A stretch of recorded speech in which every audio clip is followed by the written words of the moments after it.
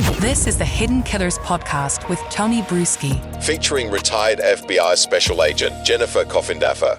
You try to look at both theories here and go, what are the odds that the CVS pharmacy worker is going out for a walk and he just randomly decides to kill two young girls on that walk, which he voluntarily said he was on and where he was, which he didn't have to do? Or was it these Odinists that happened to randomly catch these two girls and they think in the spare of the moment, let's have a sacrifice? Neither seem very likely. I agree with you. Out of all the big cases, if you will, that everyone is following in true crime, this case, the Delphi case, is the one that's just most concerning to me in terms of the facts that they have and, of course, how they've locked him up. I don't agree with that. I just want everybody treated the same. But the bullet, lone bullet, and using those tool markings to connect him when, first of all, tool mark evidence is a bit of a pseudoscience. Sure. It's not exact. It's just not, because every gun has a lot of the extractor and ejector marks that are similar if it's from the same gun.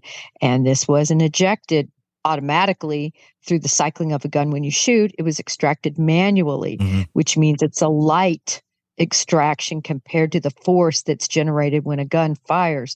So you have all of that into play, and that's just going to be two experts going, head to head on whether those little scratches definitely match the scratches that are put on another casing that's ejected. So that's the crux of their case, Tony. He put himself there early on when the crime happened. He put himself there again.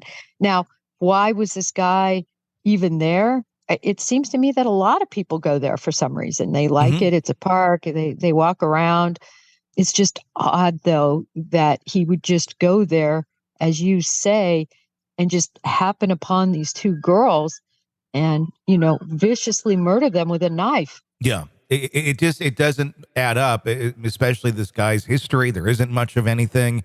It's just nothing seems to add up. The other thing that I think they're going to have a very hard time getting around now, and it seemed they kind of have some reasoning here if you're to believe the Odinistic document, is the confession that he made to his wife. Was that under duress? And if you're going to believe that it was under duress, then you kind of got to go along with some of the Odinistic stuff, because that's how that was phrased. How do you think they're going to play that, or just continue to go down this Odin road? Well, the confessions that he made, and there were apparently 5, both to his wife and to his mother, to me, that's going to be the crux of the case now. Yeah. Really, that's what they have. But Tony, did those confessions bring in information previously unknown? In other words, does he provide corroborative information, or is he exacerbated, right? Look at me in here. Damn it, I killed him. Is it something like that? So it's going to be very interesting to hear what he said. But you're right. The whole crux of it is this pressure that was put on him by these Odinistic, guards, if you will. It's salacious.